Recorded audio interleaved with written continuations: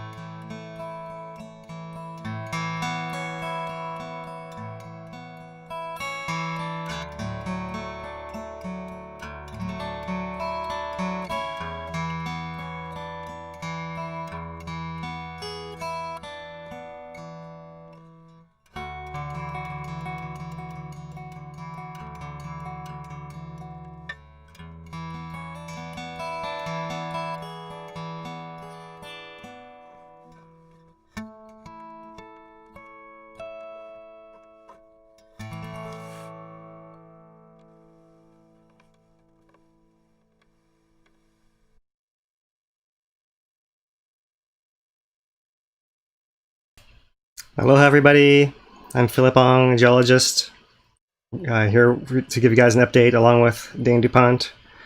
We're coming to you guys on behalf of Hawaii Tracker, hawaiitracker.com. And today is the 24th day of the eruption, January 13th, 2021. And I'm going to show you guys here all the USGS videos and photographs and monitoring data and some interesting historical tidbits that kind of go along with it. As we've been doing for the last 3.5 weeks now, right, with this eruption going on here at Kīlauea summit on Hawaii Island. So this first video I'm showing you guys here is taken by a USGS geologist. I believe it was Matt Patrick, and it's showing the new style of activity that's been occurring at that west vent on the wall of Halemaumau crater, the pit within the summit of Kīlauea.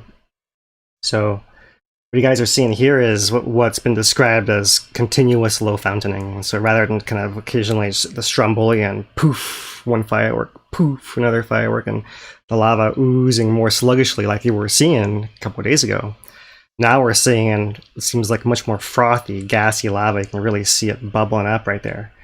And as it bubbles up, it's splashing onto the sides over here. You can see we just went from a daytime to a nighttime, but that's kind of what's building up the rim of the cone. But of course, and then there's like an inner rim over here as well. It's kind of harder to see. And of course, these things are unstable. They're piling masses of rock. So if you look carefully, you can see how they get lava kind of just flowing through that gap, and there's like a notch right there, right? So it kind of starts carving out little chunks, and you're gonna have chunks actually collapse and block the neck of this thing, as you might see here later on, or you maybe have seen already. And it's all coming down in a more open face through now an open face channel, right? The lava tube itself, look at that big splash just came over, dropping a whole bunch of more rock to build this other kind of structure over here, this lava delta that's split in half here by this flowing river of lava that's now plunging directly into the lake. Right, so you can see there's even some gas bubble coming back up there. So here, look at this big chunk right here on this video.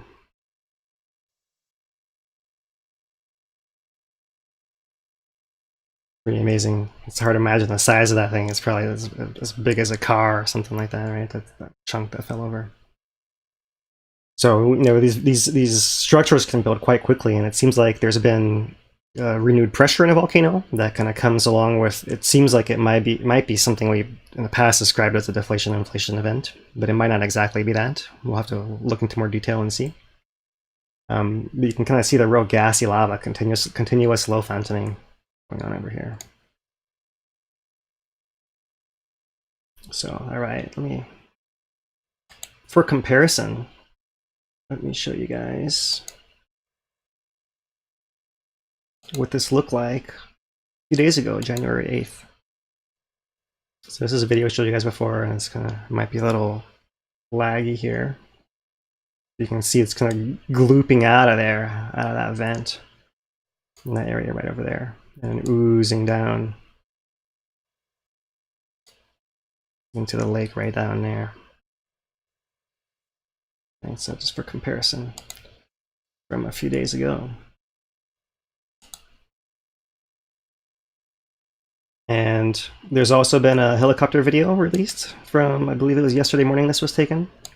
So you can kind of see here the view out the helicopter window that they're using this time to also shoot a thermal camera and this video camera, and they can actually, using surface from motion, they can then create these 3D surfaces, right, that represent what they're seeing in a video, and then they can overlay the thermal images on top of that, and that's something we've seen with the maps they've released. So you can see pretty clearly here the edge of this perched pond right in there, right, and you can see that renewed vent pouring right into that elevated perched pond. And one thing they've mentioned is that you still see that wall over here on this west and on the south side, but they're saying it's a little bit less continuous over here on the eastern side near that northern vent. So it may be that we'll see lava. You can still kind of see the northern vent over here, right? But it could be that as lava is essentially come around that northern vent on both sides now, that there's basically filling in that trench over there, but there's less of a perched area right in here, and it's kind of ramping up against that area. Hard to tell from this scale of the imagery, but that's something we're kind of looking for, is when might that thing get completely covered, because it's gone a little bit slower than we originally projected based on that 10 cubic meter per second rate. So that would kind of indicate that the fusion rate has gone down a bit since then, you know, as we suspect, as gas emissions have also gone down at that time as well. So you can see here it's definitely red on this part, and kind of see this lighter gray crust is that thinner skin of lava that's formed over that fluid lake, which actually goes all the way around over here. Right, but this southern part over here that has all the small islands, everything that's now essentially, it seems like it's on the other side of the fountain from this big island, now seems to be frozen, at least on the surface. And it's hard to know how far circulation is going on underneath there, but definitely this part over here is circulating, and it's not clear how much is going on over there. There definitely is some activity where there's gas coming out of the edges over here, bringing up some lava, and this crust itself might actually be sagging, or has sagged in the recent past, and it's still lower in elevation than this area over here, which is now higher, right? It kind of comes up against this big island on this side over here. So it's fascinating to see how it's kind of maybe closing in on the surface to just a smaller area over here, while at the same time putting out, it seems like possibly, if not more gas, then, you know, hotter lava, perhaps something that's a little bit more buoyant. And that's what we're seeing on this video compilation over here. So we'll take some questions from you guys at various points here in the show. Dana will be manning the chat and collecting you guys' questions, and we'll stop at several points as he sees fit to jump in. One thing I was going to share with you guys is that the USGS has now put up a new camera. They're calling it the S1 cam on the southern side of that vent here, so you can kind of see what that view looks like, and we'll show you shortly. But I wanted to kind of play. We only have a little 2-second loop going here of what this thing has done just since this camera's been put up today, so you get a little bit better idea of the flow happening in the vent over here. Right, you're going to see that there's movement of that surface crust going here, here, and here, and you really don't see any crust movement over here as much, although you do see kind of spillovers, it seems like, that come over and flood this whole area, possibly from both sides here, yeah. And then you also see still some of that crust overturning in these farther sections of the lake over here. That's still visible happening in this camera. So great to have that angle. You can see that crust is still turning over there despite what some of the other imagery may indicate. So, all right. That's something that we've been watching for a couple of days now. If you guys have been following hawaiitracker.com, you've seen that we've posted a little previous version of what I'm going to show you guys right here, which is that the thermal zoom and crop of this western vent over the last couple of days here. So you can see it kind of is built up over time, and let me play it for you guys. And what happens is as the rim builds higher and higher, like me drawing on it, as it builds higher and higher, you see pieces fall back in, and so it kind of goes up and down and up and down and up and down, and that kind of pattern as flows come down over the sides. And we can really see what happening as it gets broader quite a bit. It's easier to see it getting broader and kind of rising up, even if the top chunks are falling in. So there's layers getting deposited on the sides as lava is spattering and landing and making new deposits, new pieces of rock that are building that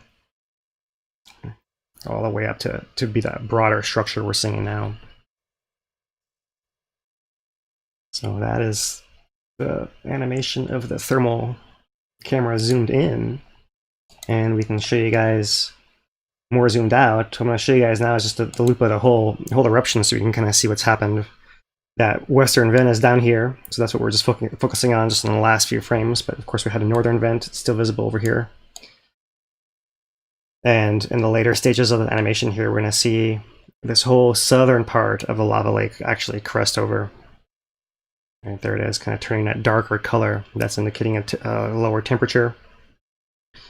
And you can see that all the islands that had been moving beforehand, even the big island, once it kind of moves and kind of aligns itself perpendicular to the vent, that's when everything kind of seems to get disrupted right there.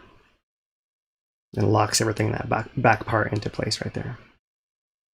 So we'll have this to come back to if we need to during some questions, but I want to move on and show you guys in a little bit slower motion here that sequence. You know, as we watch now that western vent building up, we can see that edge of the perch pond over here with the lava spilling over onto it. We can see here the trace of our north vent. You can see lava kind of lapping up and around it, and occasionally a flow comes down this way over here. And you see there's quite a bit of overturning happening in this back section in here, kind of off and on and off and on, and less, and then one big one, and less and less and less and less, and then one big one. You kind of see that pattern. So this is still happening. It's harder to see that on that smaller scale when we zoom it up so much, zoom it up and make it so quick, right? So that's why I wanted to make sure to play it a little bit slower so you can see that process is still happening. And lava's popping up from the edges of that perch pond over here. So there's another flow coming, another layer to bury that northern vent a little bit more, and so that's what we're looking to happen here. As it seems like this lava level up here in this perched part of the pond may actually be higher. Possibly it's getting close to the top of that vent. And if it spills over enough times, then it seems like it should lap over that thing in not too long, especially if the rate keeps going as high as these guys have seen it here. So I can pull it back a little bit and you kind of see that. And we'll play it again just from here and watch that western vent grow as part of the whole process as it still pours lava into that perched lake, which is still flowing off in both directions, right? And so certainly it's flowing to some degree underneath that crust, and then maybe it's coming down and around in some way like that, but it's hard to tell exactly how much this back area is mixing underneath this crust with this front area from what we see here. That was one of the nice things about having these islands floating around, is they gave some indication of the current, if not at the surface, then at depth, especially the bigger one at depth, and maybe the shallower ones for the surface currents. So there is the thermal time-lapse update there. And so next, I just wanted to show you guys here. This is the USGS Summit webcams page. This is where you can go now and we'll see what the nighttime view is on this S1 camera. And you can see it right there. And it's actually coming in pretty large amount of pixels here. So you can see quite a bit happening across the screen here. So go to the USGS webpage, click on webcams, Summit webcams, and that'll lead you to, this is at the very top of their page now. Above, you can see the view, what it looks like at the Kīlauea West Cam right now. So from this angle, the other camera is positioned somewhere more on this side of the crater, looking back in this direction, right? So that you can get a better view, front view of this western vent as it pours in. And not quite as much fume obscuring that backside of the crater from this point of view. All right, so that's the webcams. And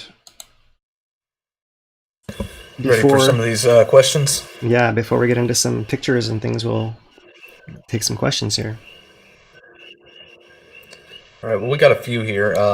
You're going to have to summon your John Madden skills for a little while. And can you illustrate maybe that overflight video on where is the Jagger Museum and what is northeast, west, and south? Just like a little, cross compass for people, just to orientate. Okay. Let's see if I can get that one back up here. Just a few requests for a little bit more information. All right, let's see.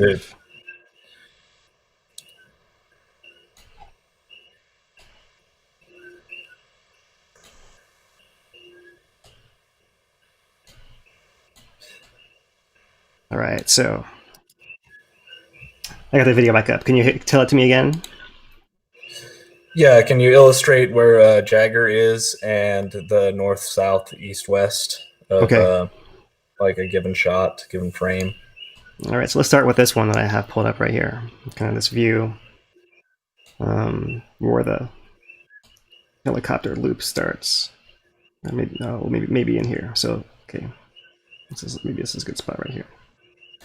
So north is kind of this way, and west is kind of that way. And this is that big piece of the crater that you can't really see from anywhere except the volcano house side of the crater, because it's so far low beneath the Jagger Museum, which is up maybe right there, somewhere in that area right in there. So the area people can come and look, Kīlauea Overlook, and areas volcano house will be further that way. Kīlauea Overlook is somewhere down in here. So let me advance the video a little bit and get a little bit different perspective here. So okay, on this image here, it looks like the high point of the crater wall is right there.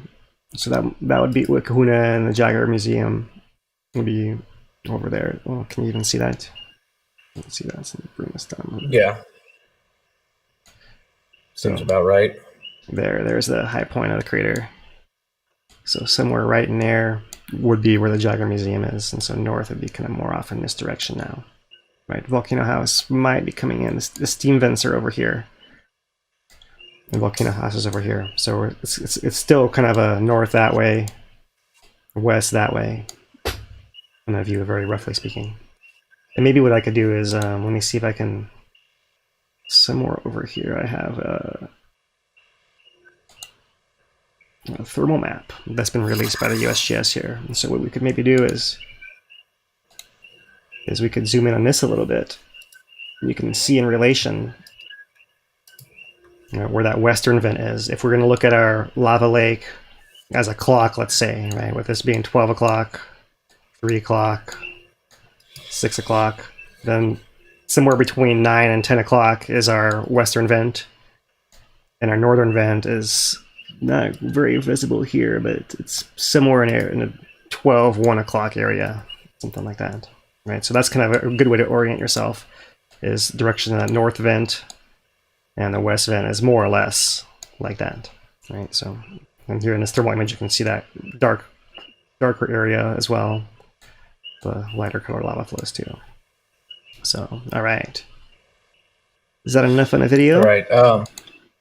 Yeah, I think they got it. All right. So does this one's from Hugo. Is there any plans from USGS to have a permanent and a live camera focused on the vent? And we pull it up for you. USGS just today added public-facing a new webcam looking down into the pit so you can see the vent. Before, it was kind of obfuscated by the down drop blocks between line of sight of the vent, so it wasn't a really clear view. You could kind of see it, but this one, it's clear to be able to see, and that's, what is it, the S1 cam, I believe it's called. Yeah, S1 cam. And I'll make a post on Tracker for it so you can find it easy enough. Right, but yeah, awesome camera. They might be referring to the time when we had the beginning of the summit collapse in 2018, when we actually had a live stream. True live. True live stream, yeah, that was going from the tower. And no, that was facilitated by the fact that they actually were working out of that building at the time. Right, and everything was set up over there. And so that's the challenge right now, is that building's been completely vacated. And so there still is some equipment that there's being used because of the just topographic location it's hard to beat. Right, and everything's already, the infrastructure's already there. But I'm not sure that they have the capacity to actually set up, or are legally allowed to go in there to set up more equipment. I'm not sure what the deal there exactly is. So I would say that if it hasn't, go ahead. And maybe if it hasn't happened yet, I wouldn't hold my breath. I mean, I'm sure that they're trying, and if it happens, it happens. But there are challenges now. Yeah, go ahead, Dane. Yeah. And every time we've asked them about it, the 2018, 2020, it's the answer comes back as there's networking limitations, right, for constraints upon them.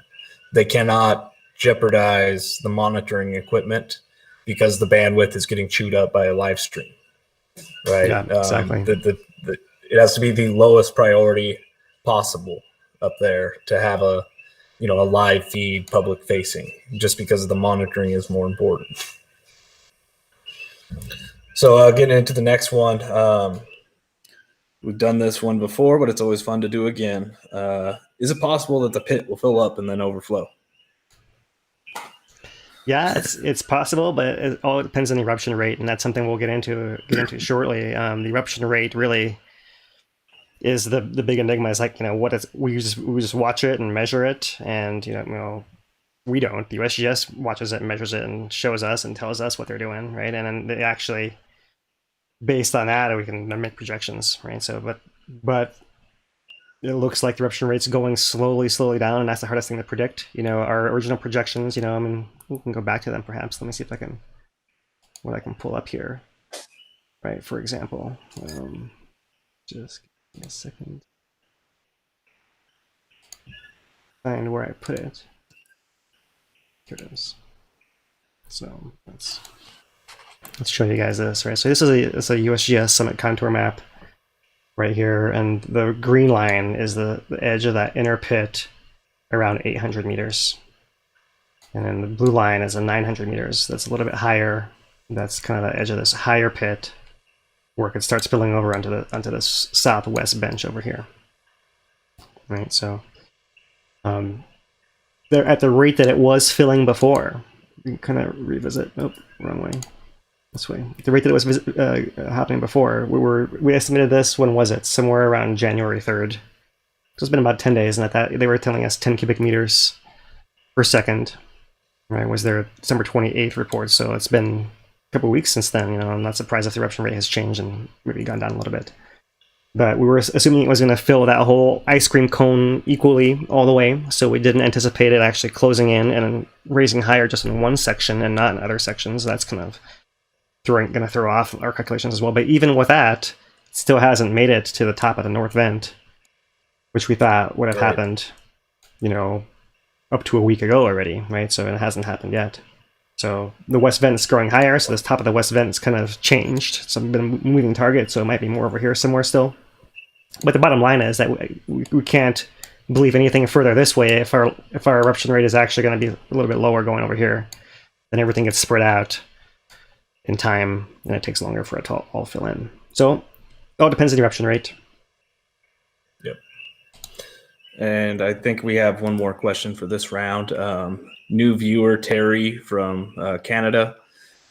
Can you explain, or can you give the rough temperature of the lava, and is it different temperatures at different parts of the volcano? Yeah, so there's fluctuations.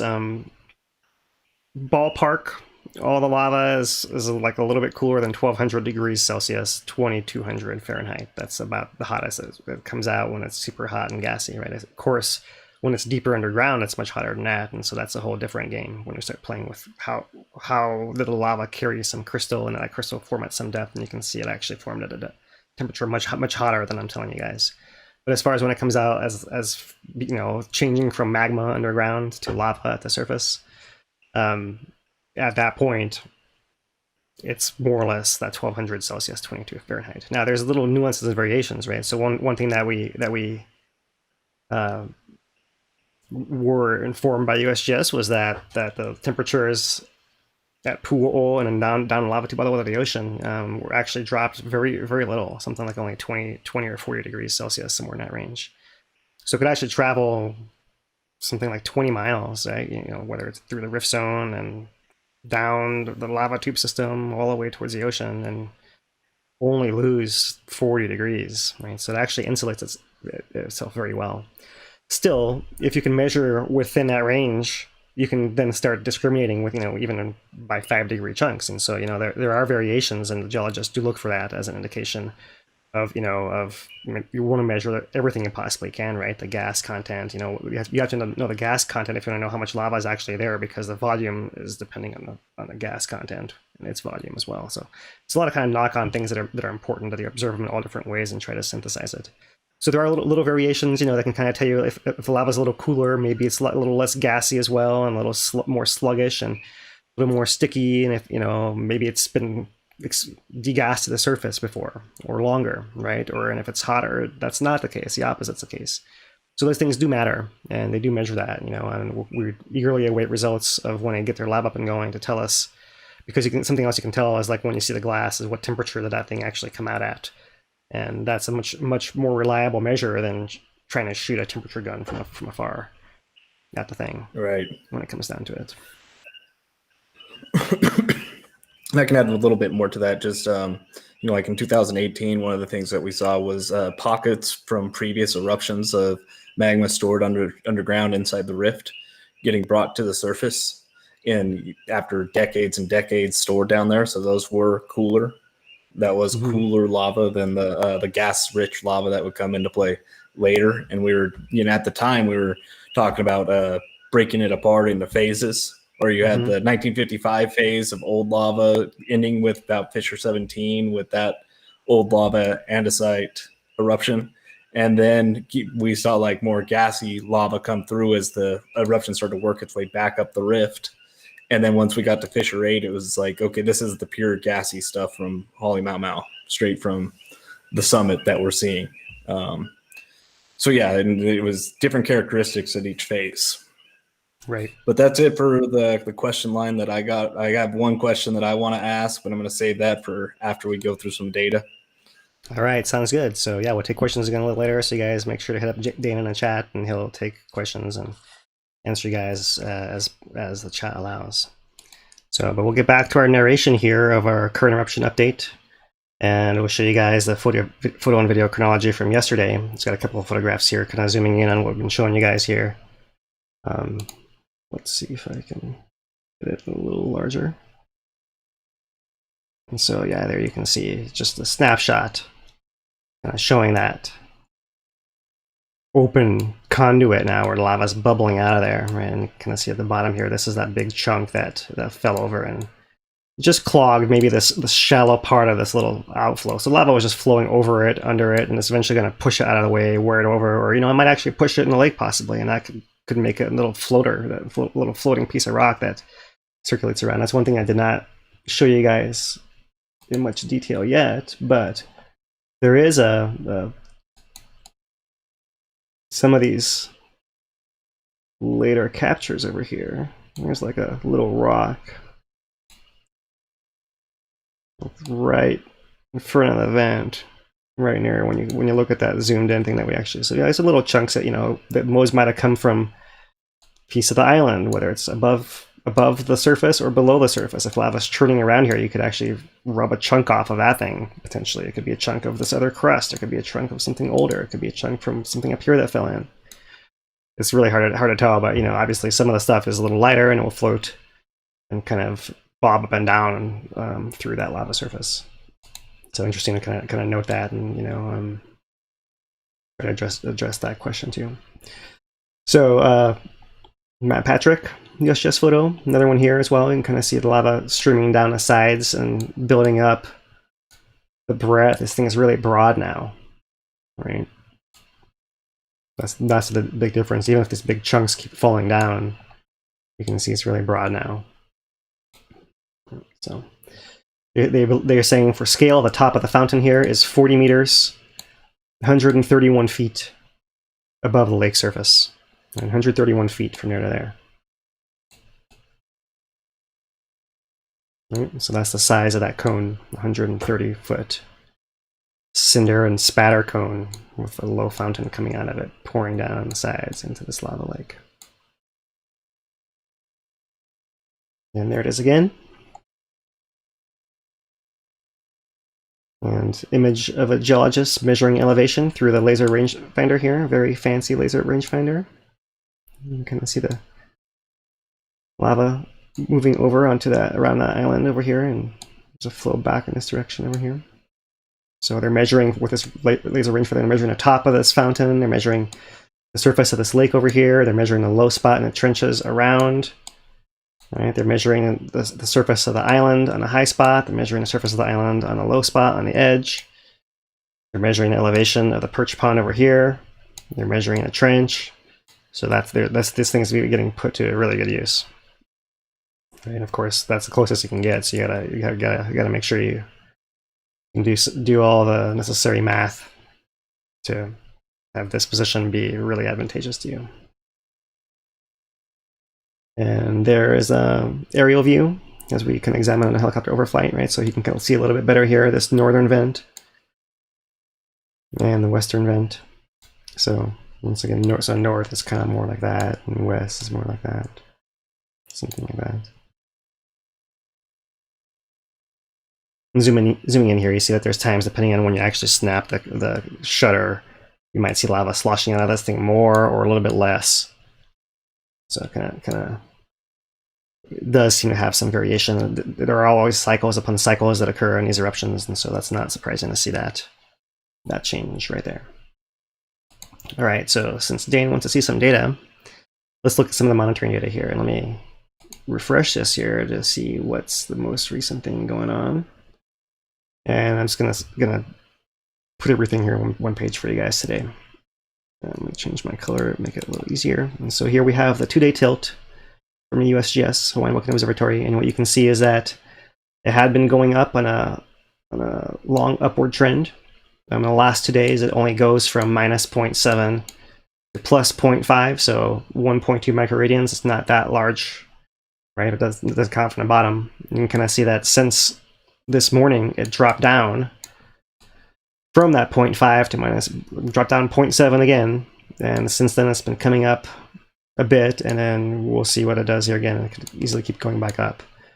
So we can zoom back out to the 1 week tilt, and we can see that deflation, the dropping down of the tilt, right, which we kind of relate to the dropping down of the pressure in the ground, went on for a while. It was something like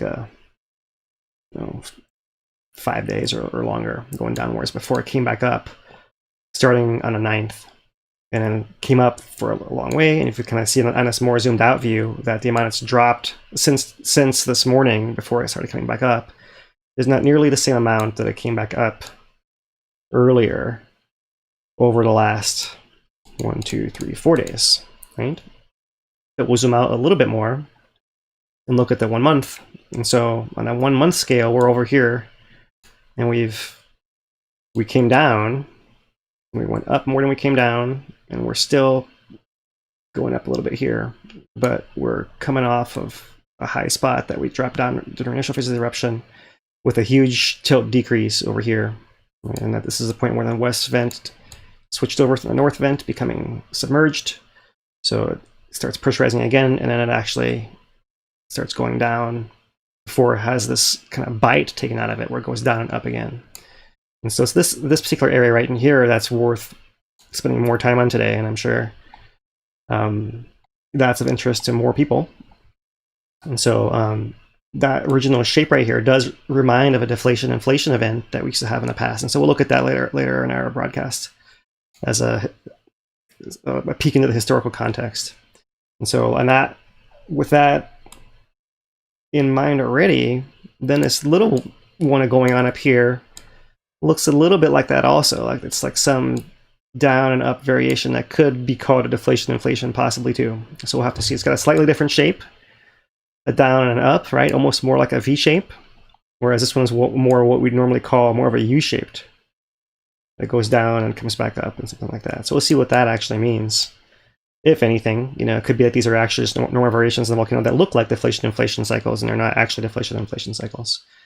And without gas emission to kind of correlate to that, it's really hard to tell conclusively that it was something like that. Of course, we do have the videos and the change in activity. So when I'm showing you guys that the growth of that west vent cone, it kind of starts off in the late 9th here, and it's during this increasing in the pressure, right? And even continuing now that we've seen that change and almost renewed activity at that western vent. So it's interesting. That's something that was happening before with the lava lake when it was an open path. The lava lake would rise and fall along with deflation-inflation events, and it could be that effusion rate could possibly be increasing with it as well. Although, it's also something to keep in mind. Does something actually block the lava, and is it pressurizing underground? And does that mean it's going to actually come out faster? That could be a possibility as well. So that's not something you can distinguish right in here, but it does, to me, appear like that deflation-inflation pattern, right? Which is attributed normally to the sinking of that cooler, stickier, denser degas magma.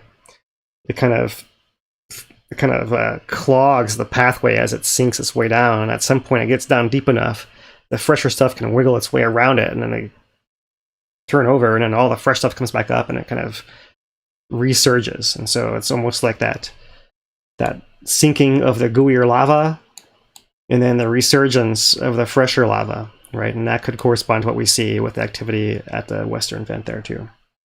So the smaller one might be something that's a little shallower scale if it's only a small in time and in duration. This other one over here is definitely on a bigger end of what we would call a deflation-inflation event from the actual how long it actually took here. Over a week. That's pretty rare for them to take that long. That's definitely on the high end. Although the scale of it, you can see if we go from this -3 up here, there's a +3, 6 microradians. That is not unheard of by any means. That's something that's well within the range. It's documented up to 8 microradians or larger for these U-type events. So we'll see that a little bit later as well. We'll tease that here.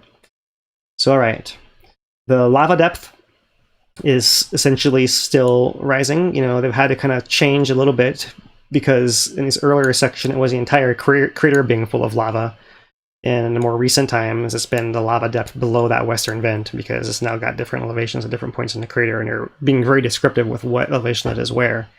But this particular plot of the maximum depth, we'll call it, right? That's occurring underneath that western vent. And still has its slow rise here as we suggested it might during our last broadcast here. It's kind of hard to see that. Maybe I can make it a little bigger for you guys there. Kind of see that slow little rise right there at the end. Right. This is on the scale of each of these tick marks is 10 meters, 20 meters, 20 meters. So It's coming up still, slowly but surely, and even if it's coming in a smaller closed-in area, it is still coming up. I mean, so the depth reported, I believe, was 198 meters, so over 650 feet, something like that. So it's still got a ways to go before it becomes visible.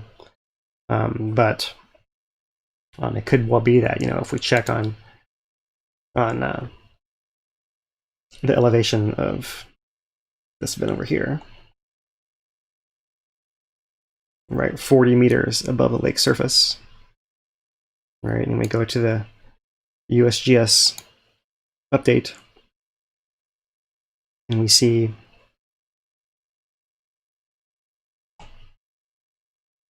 let's get it to the right spot here, and we see here the depth reported. Let's see, where's the most recent depth reported. 198 meters deep, right? So if we can add our 40 to that, and then we can go back to our estimate of that. So essentially we're at 238 as a depth when it pertains to what might be visible. And 238 is only 5 meters down below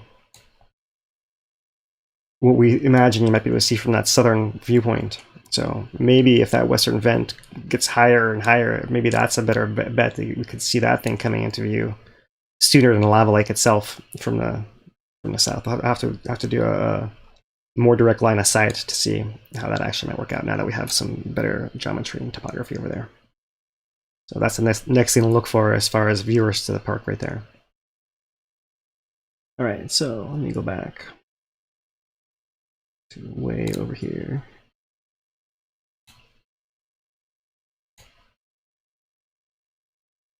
Right, here we are. The lava surface has been rising.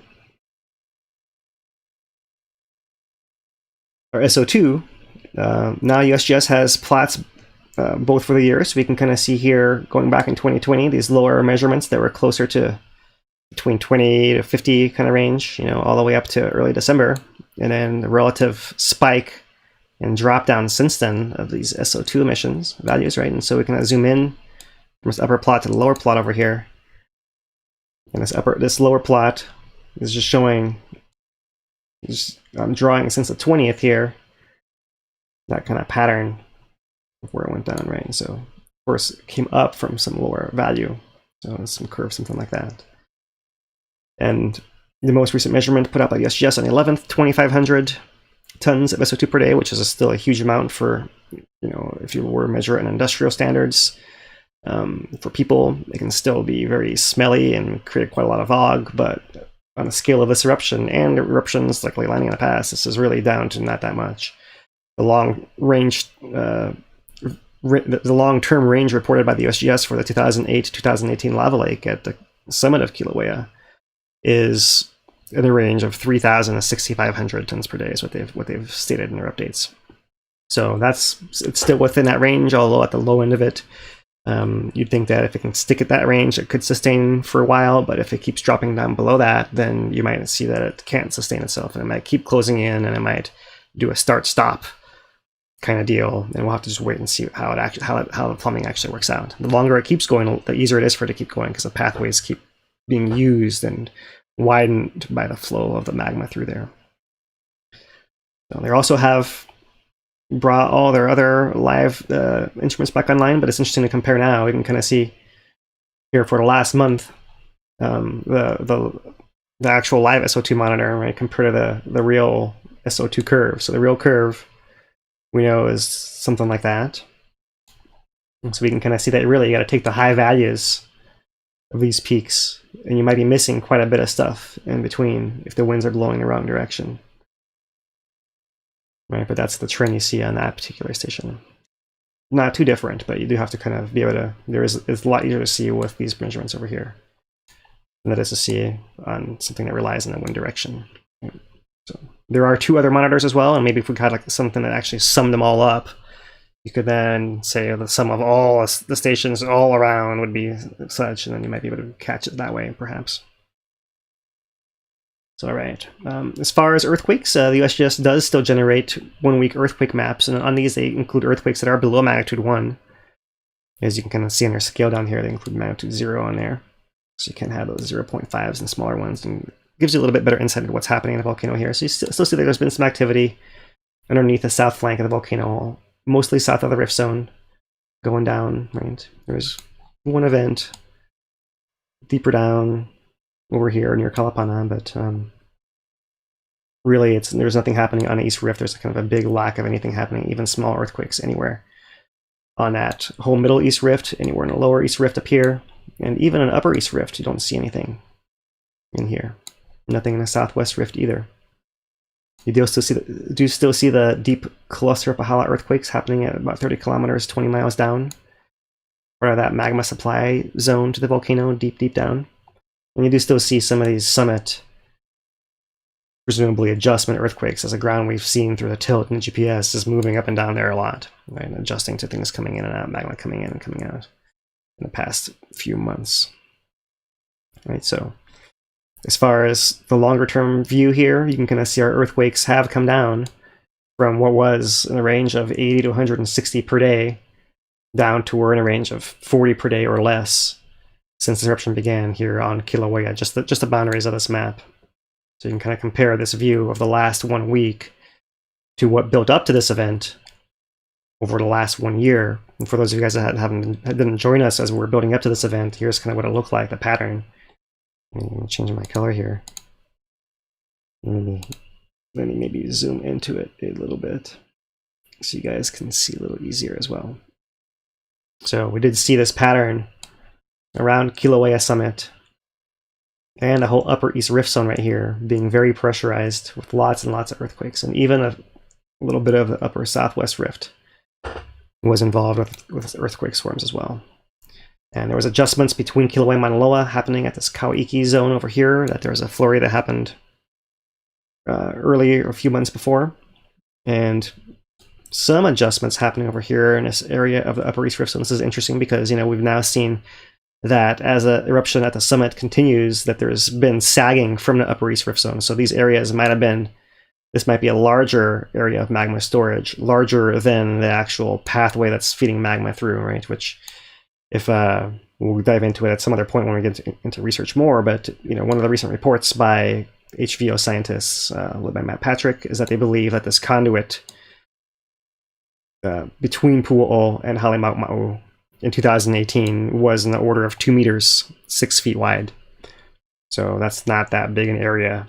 So you can have other areas where you have other kind of bigger storage areas, like kind of mini chambers, so to speak, like by Makapui, and that could be what we're seeing over here in this area of the Upper East Rift Zone as more storage areas, since there's quite a lot of ground widening happening through here, from Pu'u'o to Kamomoa and the Pau crater, Makapui. That whole area is somewhere the ground has moved quite a lot in response to events, and it's all within a national park, and there's no threat to people from there. Everything, if anything erupts, it flows down south in the park for the most part. Although there have been some small flows going off in this direction, and they kind of go into the forest. There's a big forest preserve here that separates where people live from it as well. So that's the long-term view of the earthquakes. I'm taking a little more time today just to catch up some people who maybe haven't been with us the entire time and take a better look back, right? So I won't go through all these particular earthquake plots, but you can kind of see that in the course of the year on Kīlauea here, that we definitely are from an elevated level down quite a bit, right? And so looking back to 5 years, we have our 2018 event over here. And so that's our real benchmark for anything that ever happens in their lives ever again for many of us, right? So you can see that 60,000 earthquakes in total or more, depending on how you process your catalog. That's stayed at an elevated background since, right, higher over here than it was over here. As the south flank action continued, right? The south flank seems to have slowed somewhere in here, and summit inflation began picking up, and then our eruption is just elevated just a little bit of a increase at the very end right over here, kind of dwarfed by the 2018 spike in earthquakes as well. So that's the bigger picture, and really 2018, is the context for a lot of what's happening now. So the GPS, is a lot longer, bigger picture as well. You can kind of see the summit spreading. This is a distance across from north to south across the crater, And so when a line goes up, it's spreading wider, and when it goes down, it's shrinking smaller. So actually, it was growing wider, erupts, and now it's kind of sagged, and it's kind of holding steady more or less. Although there's a little bit of variation down and up with some of these cycles, the nuances of the changes in the vents and the lava lake as well.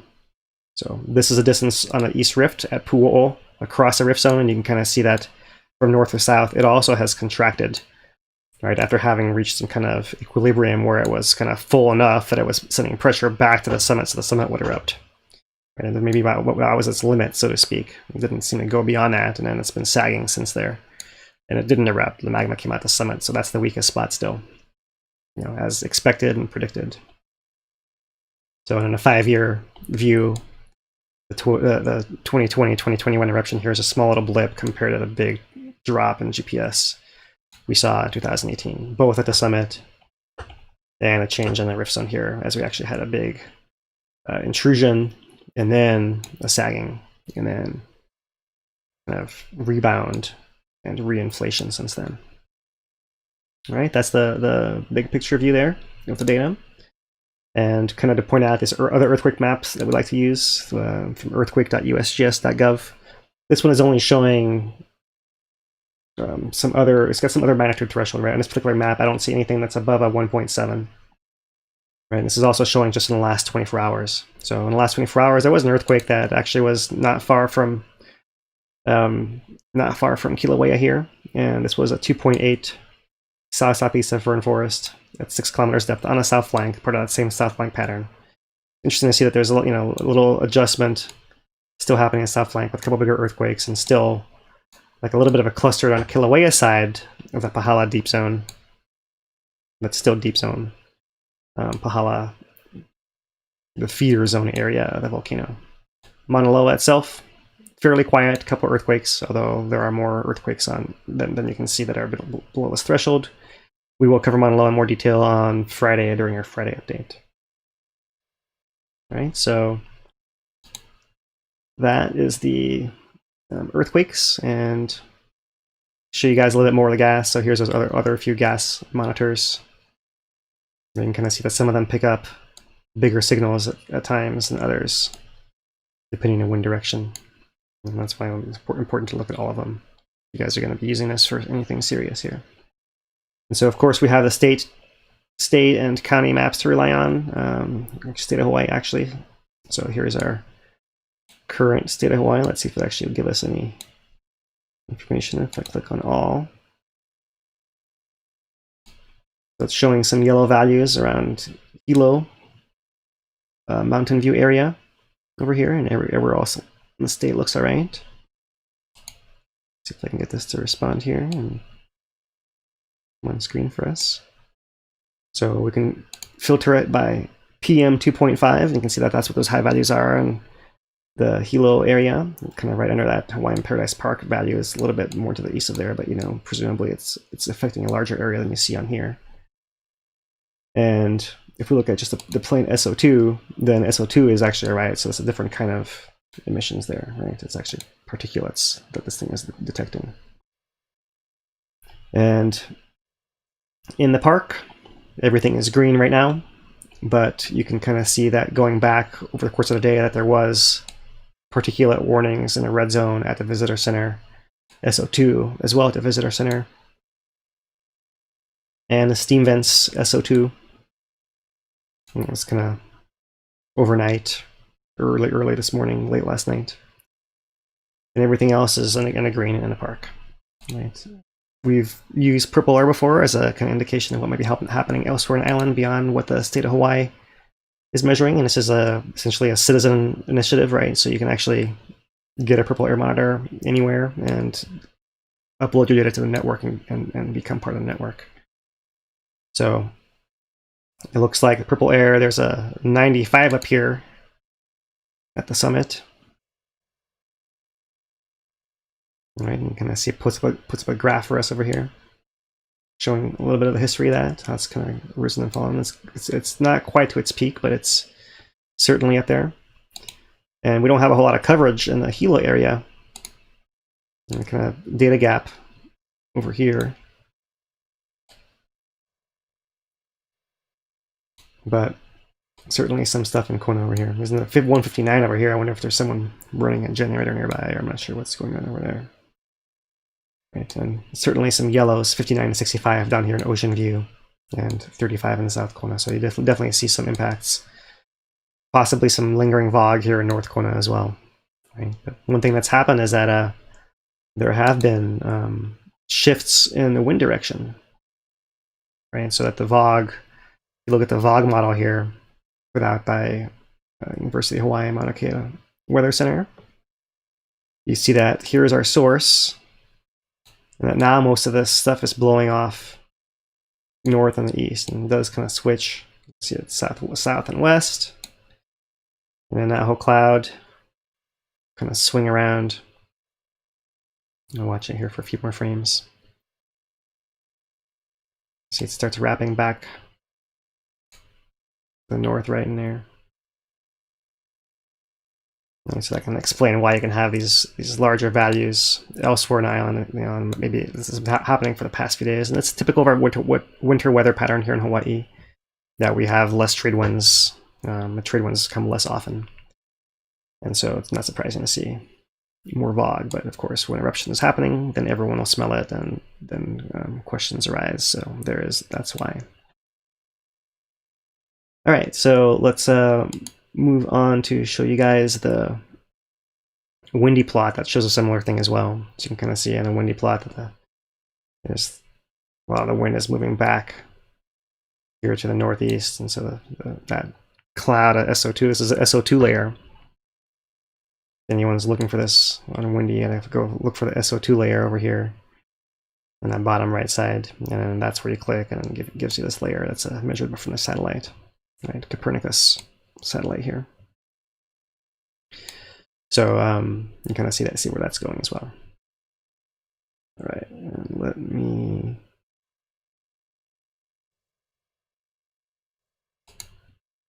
what's that? And we showed you guys this thermal map already. And so we want to also look at, as a last thing before we go into our next round of questions here, the tilt at other parts on the volcano here as well. So this is our 1 month tilt plot, and Wikuhuna is that summit station that we've been talking about as the kind of main summit signal. And it's showing that pattern here, and this is what we looked at here just a little while ago, that nuance in that pattern here at the very end. And you can kind of see that deflation-inflation pattern, cycle, possibly an event, I don't know. Seems like it was picked up here on the Sand Hill station at the summit as well. So you do see it over there.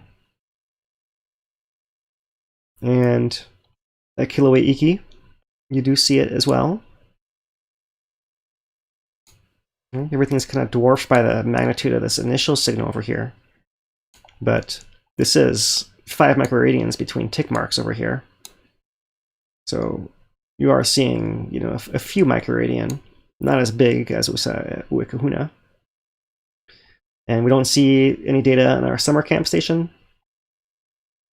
in the last couple of days here to really tell, but we don't see this at Escape Road. Escape Road is a station that often does not show these signals, and so we can't really rely on it not being there. What we have often seen in the past is a connection to the POC station, right, which we found back online here, and it's got tick marks of 2 microradians on a vertical axis over here, so you can kind of see that on a buildup there was a inflation that occurred prior to the actual eruption. It actually inflated a little bit more upwell. And then sort of deflating as eruption began, there was an earthquake that, like an hour into the eruption, that kind of jostled it, but then it's basically been sagging ever since then. So showing that there is a connection, a response to pressure at the summit at Pu'u'u crater, you know, maybe through a series of storage areas and a 2-meter radius conduit, you know, however that works out still, you know, although the south flank has been moving, possibly because of the mag, you know, it's mobile and the magma is help giving it a little push as well, or gravity is still pulling it along, some combination thereof. So interesting that we did not see over here that same deflation-inflation signal at the POC mark right down there. it's not as easy to see on some of the other stations. This is the POO, which is showing more of those daily variations, not really showing data here in the last couple of days to really help us out. But if we keep going to kind of complete our path down the rift zone, farthest east at Jonica, we also do not see any signal at Jonica, but we do see that kind of long-term decline, right? There's that big earthquake registering as a jostling, the biggest event there. And then actually since before that, there's been a long-term, sagging, right? The ground tilting back inwards at that station. That's still uphill of Highway 132 down in the Lower East Rift Zone. All right, so Dane, to you. Yep. Final round of questions. Yeah. All right, so we have one here about John Tarson's photos of the blue flames. And they ask, people were commenting that it was not methane and that it was sulfur dioxide burning, and they wanted to know your opinion on those comments. Is it methane or is it SO2 burning? Well, I would leave it to the gas geochemists to really be the authorities on this, right? I haven't heard of any research that's conclusive or seen any follow-up studies on it to exactly pin that down. We've had people tell us both ways that seem to be gas researchers, but I don't know. We can report that we did see whatever cocktail of gases there were that were burning in those cracks. They were kind of moving through the underbrush, and we would see that like they would burn like at a fairly low temperature, right? So right. You have like a what do you call that? There's a technical term I'm not remembering right now. We basically have that soil humus layer burning at like a slow burn, and that would extend 100, 200 yards away from the flow fronts, right? Yeah. Like a ways. Yeah. So. Yeah, out in the jungle too. Just random spots in the jungle, you'd have blue flame coming out. It's untouched by lava currently, but yeah. Right. So it's almost like they were coming out of those many cracks. There were so many cracks. Lava wasn't coming out of all the cracks, and so some of the cracks that weren't being used for lava coming out, some of these other gases seem to be coming out of, and they seem to be very dense. Where they were sitting, they were kind of flowing along the ground, really like through the leaf litter. Right, that's kind of what was igniting, and yeah, I don't know. I mean, I'm not being a gas geochemist. I can't really go further than that. But it was really fascinating to see. We'd see the red flame of, like a tree burning, and then you'd see the blue flame of the gas burning next to it in the crack. Right, so that was really fascinating.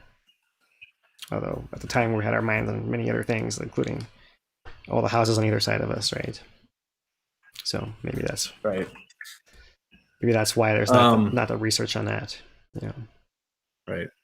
There's two questions here that are very similar. They're both about the signal on the East Rift Zone, and kind of asking about earthquake activity at the point of Pu'uo'o or past it, and also about any movement indicate towards the Lower East Rift Zone. So I assume that's deformation.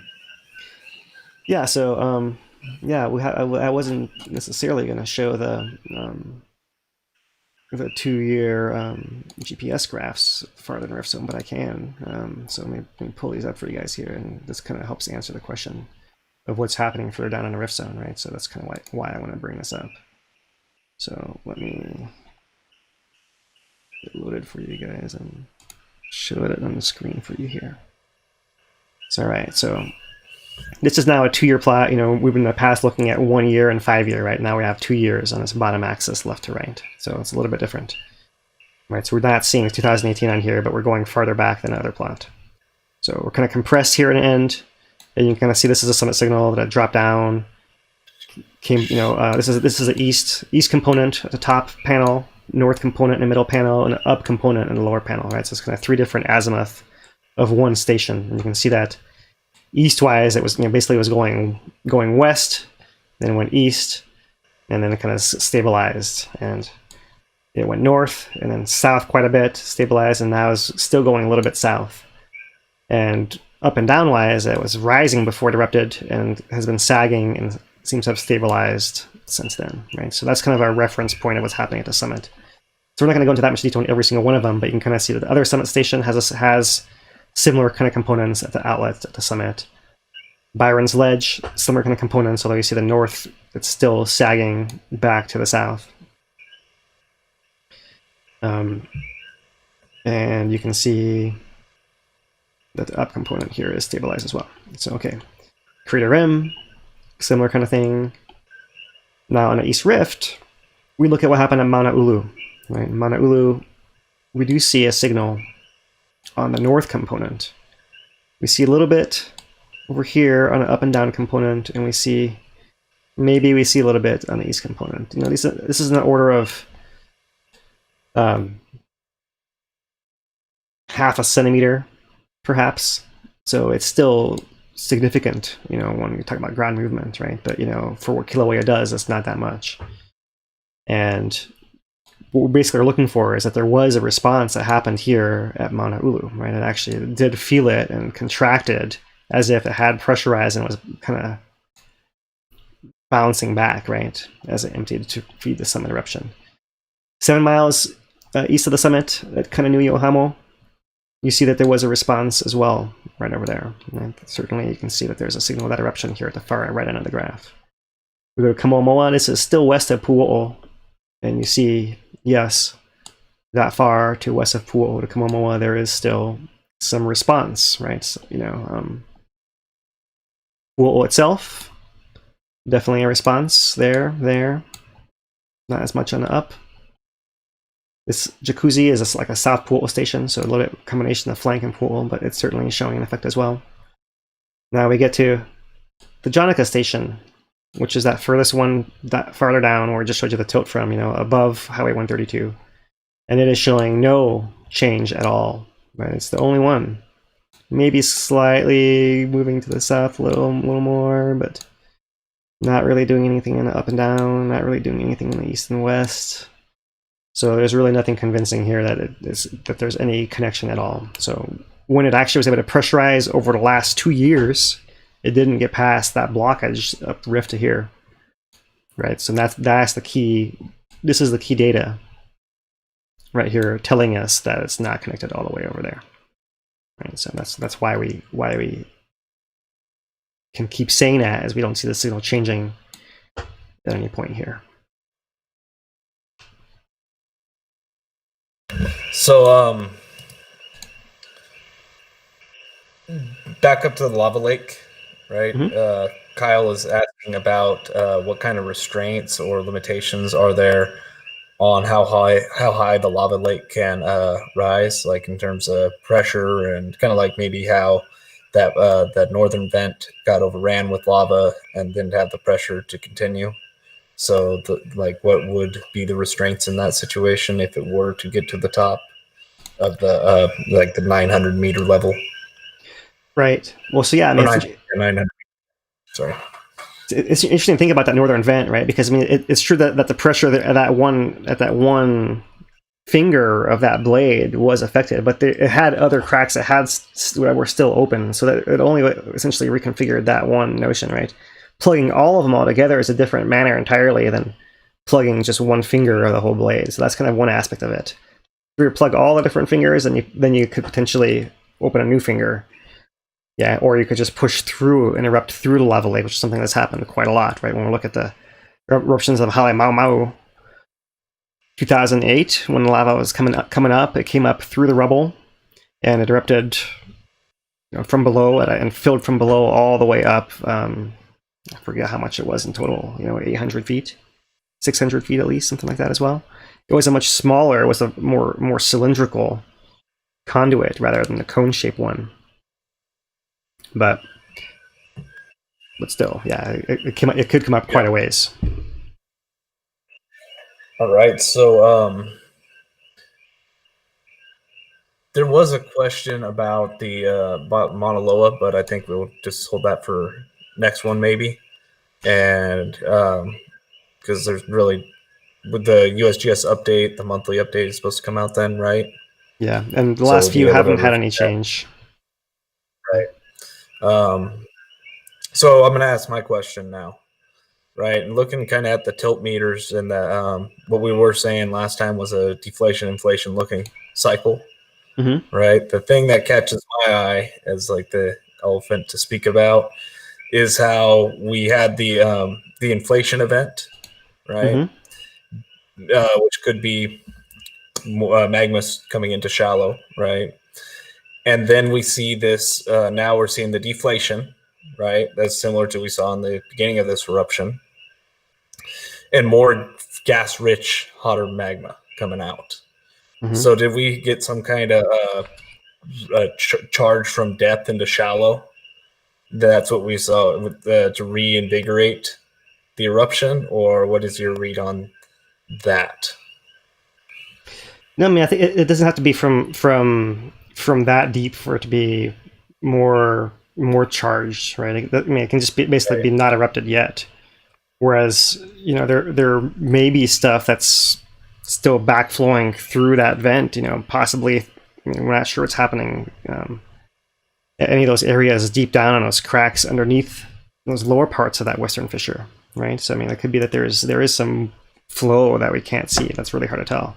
You don't see any disturbance on the surface. There's nothing really to indicate that, but you would imagine that, you know, that it'll be hard to keep those things open, but it's still an unknown at this point in time, right?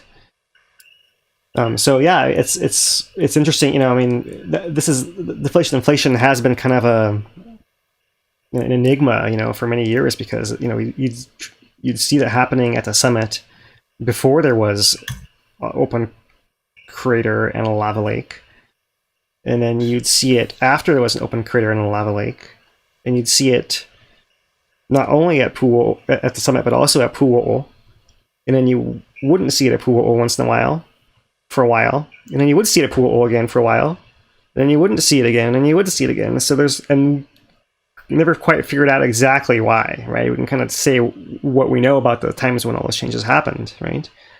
But it's still not, it doesn't all fit together as neatly as we would like, right? So that's... Yeah.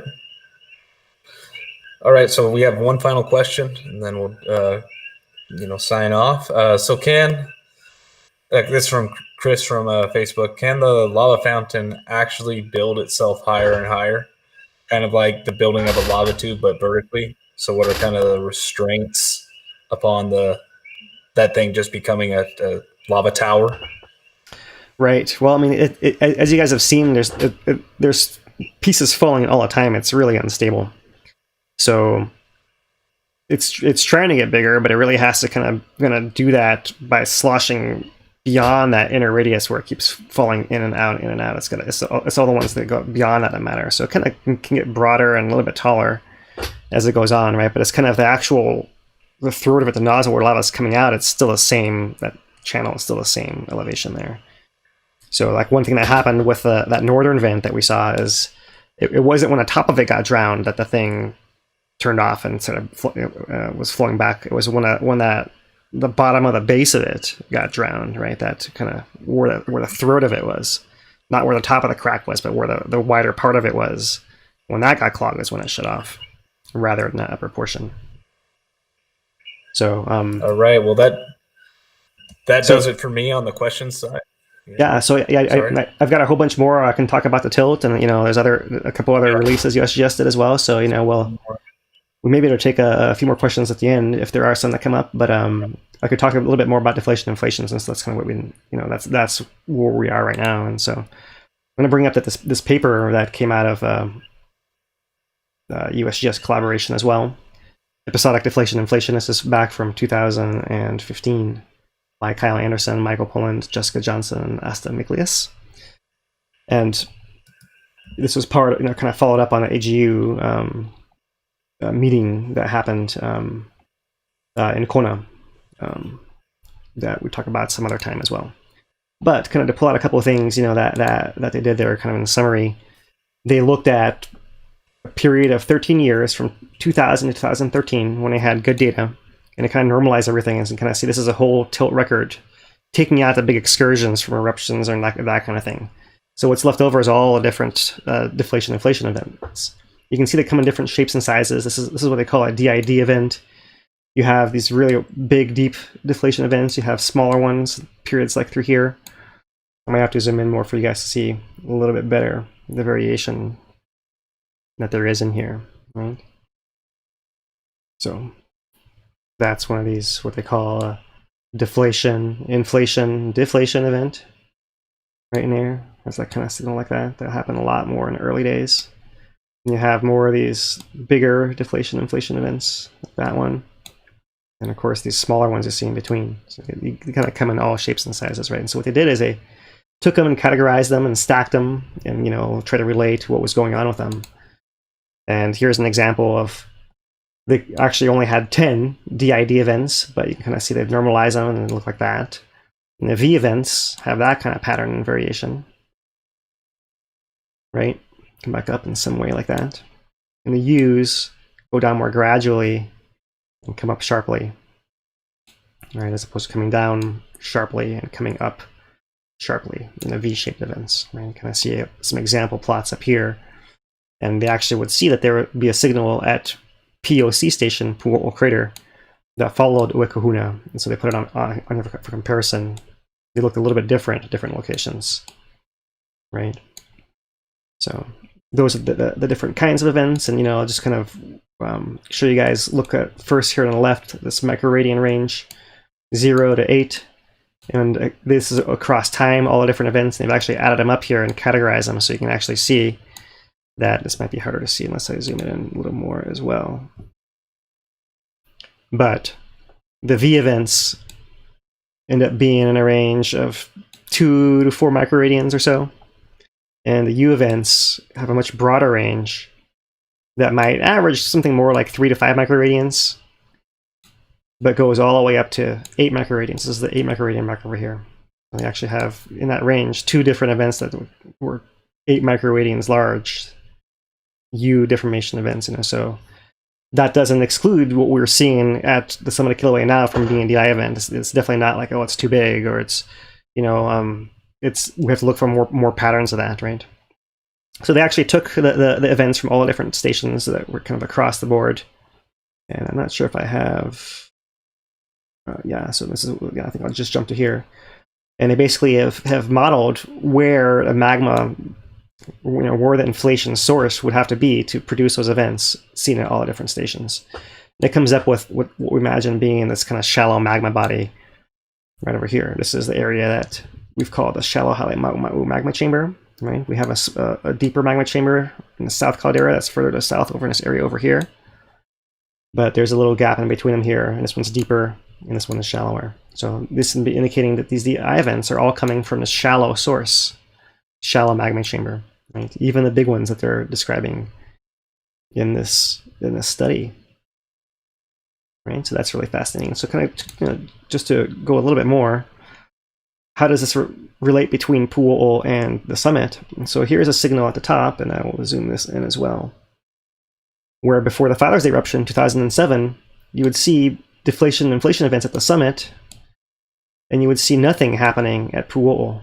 And that was the case for a couple of years prior to Father's Day eruption.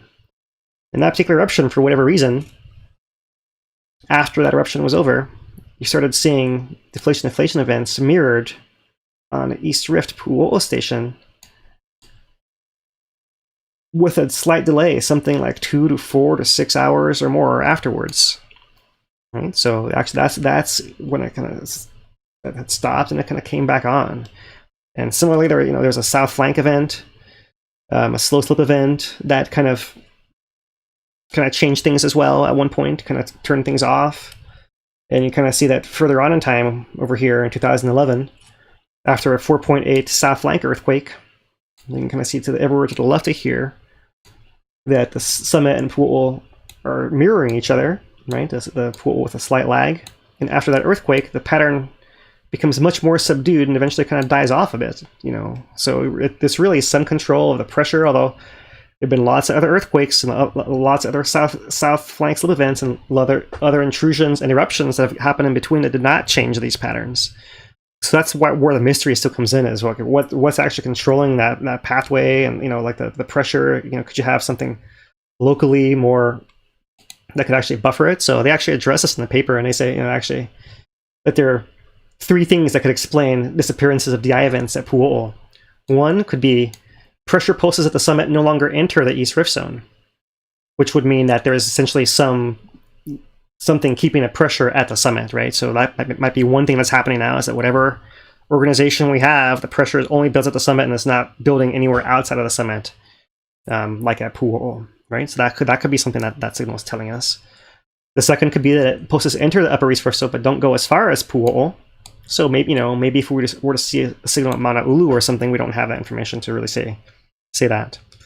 Or 3, pulses go all the way to Pu'u'o but don't produce tilt there due to some change in the local magma system. And so for that to happen, you have to have some local magma system that's still at play over there that can kind of buffer, like build up, right? Or, let's say you had a fully open nozzle and your pressure isn't enough to actually strain. You can just can flow all the way through there and out, like down the flank to the ocean, for example, during one of those times. This was written before the 2018 events, right? So they're talking about a whole different era of eruption. So that's what's on the table as far as possibilities of why there's no connection there, right? And so this is something that was referred to in our last broadcast, and I promised I'd bring it up here. And so this is a diagram by Mike Pulland et al. That goes back to Professional Paper 1801 from the USGS, and he's kind of synthesized a lot of this data. And let's see if maybe I can zoom this in a little bit more here. I think I have to use this tool to do it. Yeah, there we go.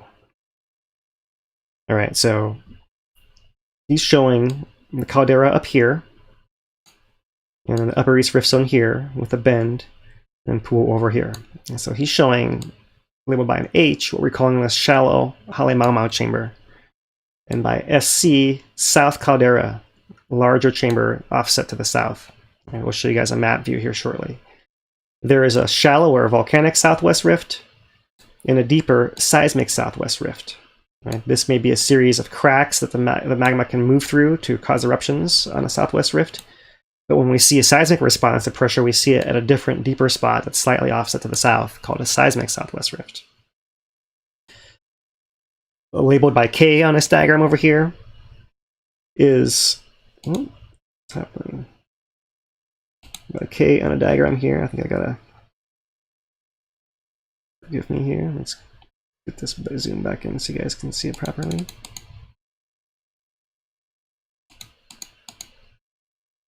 All right, so labeled by K on this diagram is the Keanakekoi possible storage area right here, because a little bit to the south.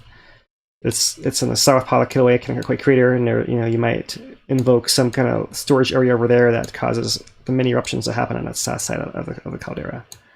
So that's there's a lot of big question mark through here of exactly how this works, right? Because there have been researchers that also suggest that this upper Halemaumau pathway must connect to the east rift here as well, right? That the actual pressure changes you're seeing have some pathway like this, so maybe it comes through here, or maybe it goes. There's a big question mark through here exactly how this all connects, and whether this is the main pathway or the only pathway, or always an active pathway compared to the one over here. All right, so that's kind of the best view we have. Maybe in a future broadcast we'll zoom in a little bit more and show you guys what's happening in more shallow zones over here, but we'll kind of leave it at this point for today. But I will zoom out a little bit and just kind of point out the depth, right? The South Caldera chamber between 3 and 5 kilometers depth. Right, it may not be one big bubble. It might possibly be a network of sills, like flat sheets and dikes, vertical blades that connect and have some kind of honeycomb-like structure in there that, as a whole, can store a larger amount of magma. That's something we don't know as well. But beyond that, we imagine the pathway is somewhat narrow, right? We don't really see these kind of signals coming from anywhere else. No earthquake signals deeper than that, right? So this is showing down to 10 kilometers depth, and so we'll zoom out a little bit as well. And so we can now go down to 40 kilometers depth here and see a little bit of the structure, because down below you can kind of see we're now past that whole deep rift area where we have just a single conduit coming up, and we haven't had these wings there, the southwest rift zone and the southeast rift zone, so easy to see here. Right? So they have a limited depth, these rift zones, and they kind of are a response to spreading as the whole land spreads apart on the surface this way. Then lava injects into that crack, into that opening that way, right? Kind of between 1 and 3 kilometers, maybe a little bit further down than that, right? For the shallower part, and then you might have different layers of it that go deeper down where it doesn't move quite as much, but we might have seen moving back up as a rebound following emptying in 2018 era. So that puts us down into around 40. And one last frame outwards, right? Kind of from seismic data here, you can see down to 60 kilometers down. Maybe you can't see that, but I can tell you it's 60 on the label over there. You can kind of see the source area drawn by arrows over here. Right, the magma source region. That's what it says over here. And kind of everything feeding into that network of pathways that comes up at a lower density through the crust mantle boundary right there, to then form a volcano to erupt above sea level on the crust of the earth there. And so the only kind of thing I can add to this is that, we've talked about our pahalas and our earthquakes, and this might be a good chance to annotate this a little bit more. We do have, it seems like, more, it's not just one area straight underneath the volcano that magma comes from, although it has come from straight underneath there, like Kīlauea before, straight up from straight below us.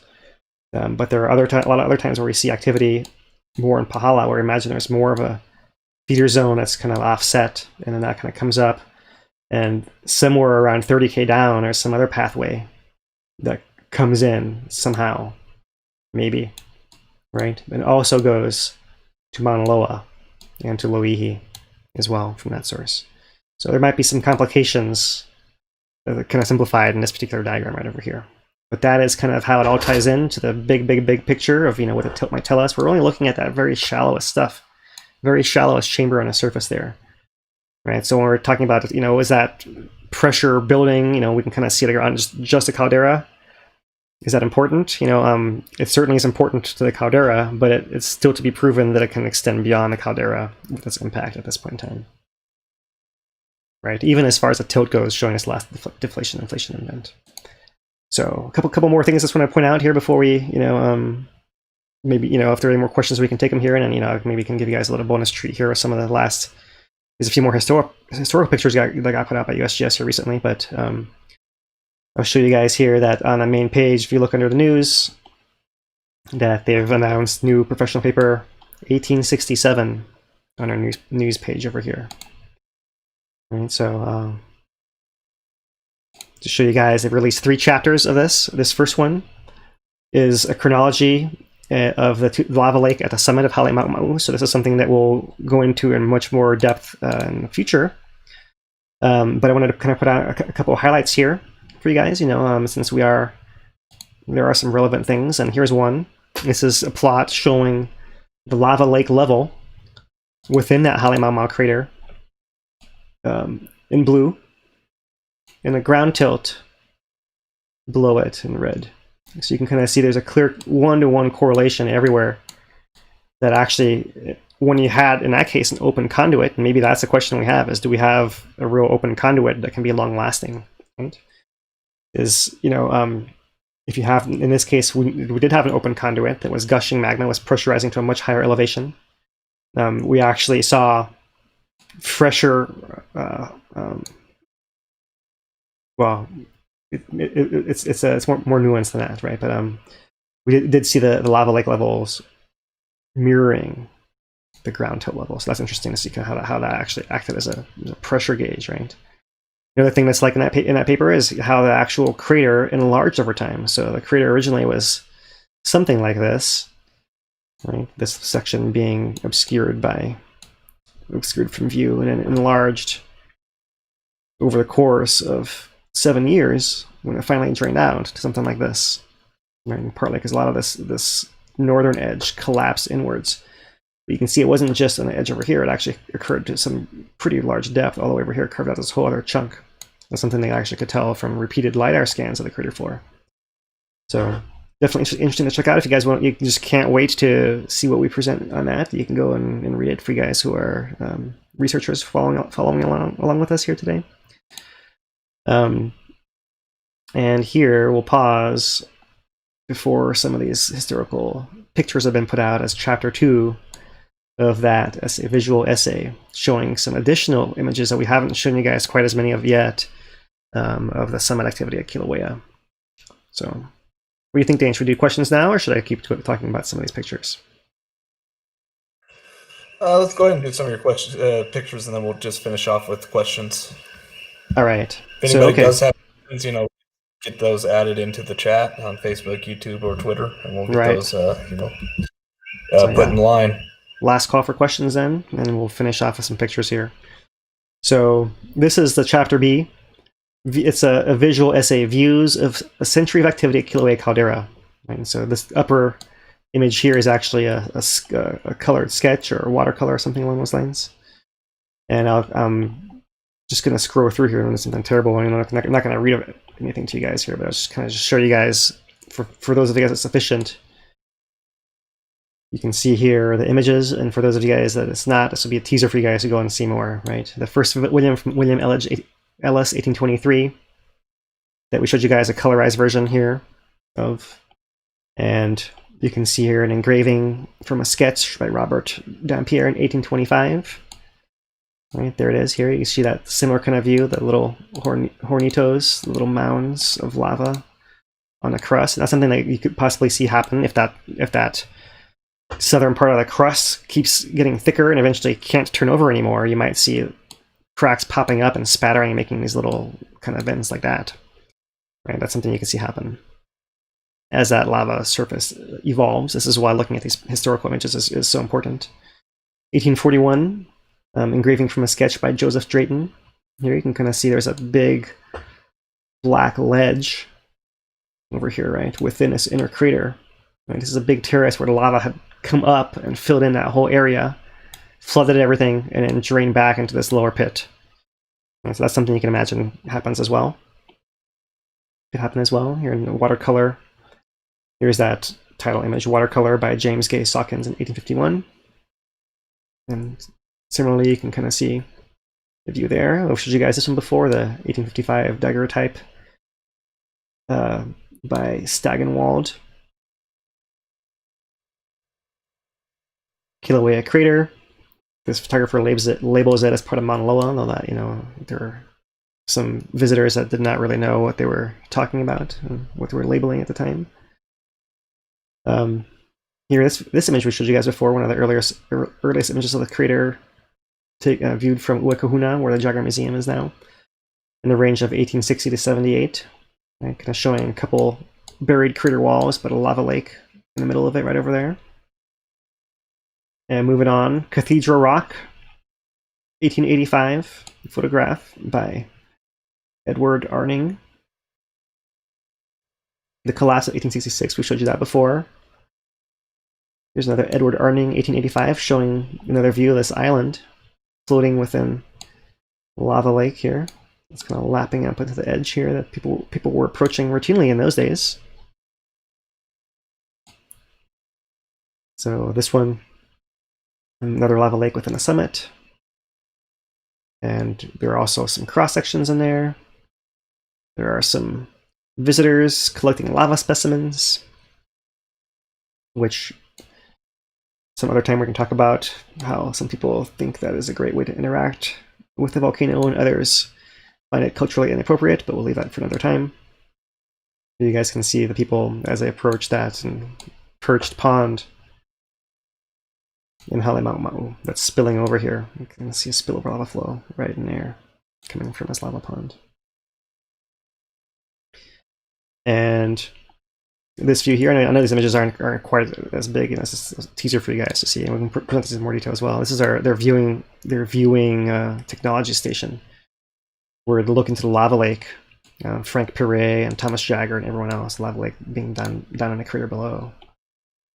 So you can kind of see some of these other views that they took, sketches they drew of lava lakes. The actual shed actually had a corrugated metal roof on it. Right? It's better than some people are doing today. And you can kind of see their view with perched on that upper crater, and there's that lower perched lake within the crater that they were monitoring all the time. And they actually had several instruments looking in, like you imagine, like the USGS scientists with a tripod and the laser rangefinder we're looking at earlier today. these guys had theirs built into a little shed, so they wouldn't have to be having them exposed to the elements. Inside a tin shed roof, all our equipment, lodging so they could sleep there, and some of the earlier photographs here, Jagger, the island, and visitors coming to the lake here, and more of those as well. So some different views, including some here of airstrip that was put in inside the caldera in the early days, where they could land small planes and you could walk out and look into the pit of the lava lake. That was all before the era of the 1924 explosion, right? This is a year before that, because the next year where explosions came. So that's a whole other era, and I won't get into that here on these photographs. And so what I wanted to add here, this kind of came from an earlier research phase, right? This is actually our other illustrations taken from volcano house registers. This is an image drawn by Twig Smith, illustrating Jagger here with his Viking QAnon helmet, we'll call it, he's wearing here, and this titanium lava boat that's cruising through the lava lake. And he's got these Seeger cones that are his that? Temperature measures. Temperature measures. You have different chemicals you put it in a lake and see which ones melted, which ones didn't. You could tell like how hot it actually was. That's how they used to measure these, how to use. Here is this famous lava island in the background with its two spires, right, floating, and you can see that Jagger is cruising by it with his trusty aides steering the canoe as he's kind of under his parasol, it appears, right? So, and of course up here is the other geologist saying, "Bunk, absolute rot. I still maintain it cannot be done," and doubting Jagger's attempts of all the ingenious things he's trying to do to actually measure and establish pioneering volcanology right there. But yeah, interesting helmet, huh? In the context of the whole thing is interesting about that. The boat, the rudder. Yeah. So the umbrella, they were having a good time at Volcano House in those days, you could tell. Oh, so yeah, this is the product of those celebrations, right? So a question has come up. When we did this in the past, where that comes from is, can you really rely on art as an indicator of science and history here? And actually, USGS has put out this whole publication, A Science Perspective on Volcano Art at Hawaii Volcanoes National Park, going through many of these old images that we showed you guys, paintings, and it's got more in here. Mauna Loa lava flows we haven't covered here, but right here's some of the Kīlauea stuff, right? Including some of these sketches from the Volcano House. That was essentially one of the public records. And there you go, sketched by William Twig Smith, Jagger cruising across the lava lake in his presumably titanium boat, right? So, kind of circle back around there. There is one last part of that release, which is a chapter F, groundwater dynamics at Kīlauea and vicinity. We've been waiting for this groundwater study for a while. We've reported to you guys on the evolving groundwater at Pohoiki warm ponds in the past, prior to this whole eruption beginning. We've kind of reviewed previous status of groundwater, so we'll circle back to this and integrate this to our previous analysis of groundwater and bring you guys up to date on that at some other time, without diving into a whole other segment of obviously a lot of science being done, in Kīlauea, both during that whole 10-year Summit Lava Lake, which was a really unique chapter of the history of the volcano, and of course 2018 is a whole new chapter, and of course now 2021, these guys can barely keep up.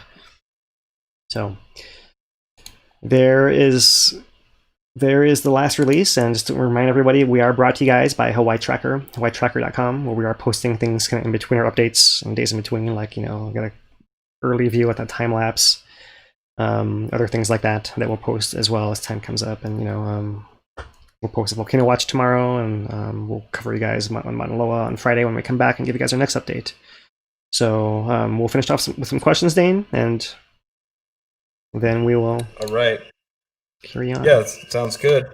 Thanks for the extended presentations. We're kind of getting into a groove where we're trying to do 3 times a week these shows, where we're doing one on Monday, kind of short overview of what's been released over the weekend, a longer one on Wednesday, get into some little more nuance of the and the historical imagery, and Phil's explanations of the whole dynamics up there. And then on Fridays, it's going to be kind of a review of Mauna Loa and more condensed again. So the long form one is going to be on Wednesdays. We're going to try and get these a little more consistent on the times for you guys. But we're kind of right now going between 5 and 6 p.m. HST. If you want to support this channel, there's 3 big ways that you can really help us out. The first one is sharing this video. We don't have the advertisement dollars that many organizations have, so our advertising is crowdsourced, word of mouth, and just basically you sharing this link on social media, giving it a like, those types of things. Second way to do it is become a member on Hawaii Tracker, right? HawaiiTracker.com. Make a user account and become use it as a substitute for some other social media platforms with a more focus on the science and the community focus, right? And the third way to help us out is to support us financially. Donations on HawaiiTracker.com/support are hugely appreciative. There's 2 big ways to do that: a one-time donation or a monthly donation. The monthly keeps us going really when times are dull and there's not excitement going on with the volcano. That's still the times that we need to be focused on it to be able to provide this kind of information to you. And that's with that, we'll get into the final round of questioning. Yeah, let me just add, Dane. Let me just add that that HawaiiTracker.com site is really nice because you don't get posts lost. They're all there. You don't have to keep searching and scrolling through other stuff, right? And they're in chronological order as well, so you don't have to jump back and forth. And did I miss it? Did I miss it? Where is it? Where to go? Can I find it? Which some of the other platforms are challenging that way. Right. All right. So let's just hop right into it.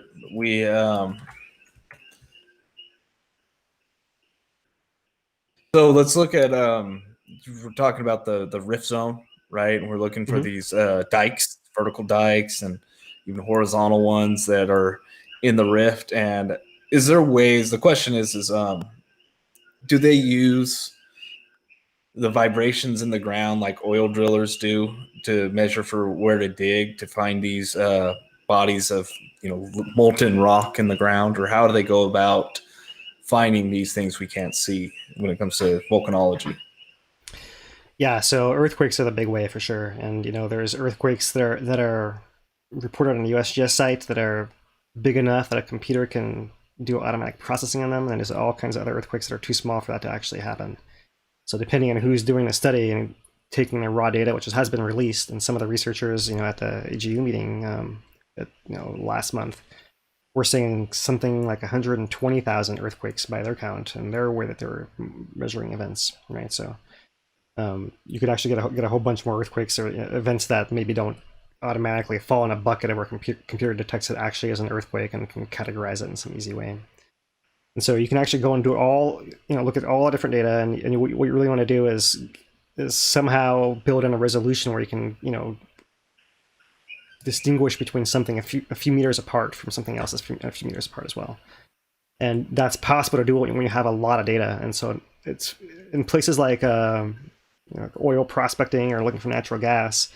Normally they'll come and set off charges or pound the ground or that kind of thing to actually get the echo of the energy wave to then see what the structure is like underground. But with volcanoes, there's a natural energy source, which is actual natural earthquakes. They happen already anyways. You just use them. You just have to kind of do the same kind of analysis using wherever they occur. And then that allows you to then map out where they occur. And it turns out that magma, being a liquid, can't have certain kind of earthquake waves, like P waves, go through it. I'm sorry, shear waves. The pressure waves do, the primary waves do go through. The shear waves don't go through because you can't shear a liquid. So there are kind of seismic shadows, so to speak, where certain kinds of earthquake energy doesn't reach. And if you can model those all in 3 dimensions, right, taking into account the fact that different densities of rock induce seismic waves traveling different speeds and different depths as well, and then you might have pockets of liquid that could attenuate this here and there, and then if you have open airspace and some cracks are here and there, that also messes it up. There's a whole bunch of complications and noise that can kind of come into it, but you can essentially use them to those earthquakes to map out the edges of where there are no earthquakes, and that's your magma chamber. That's the easiest way to do that.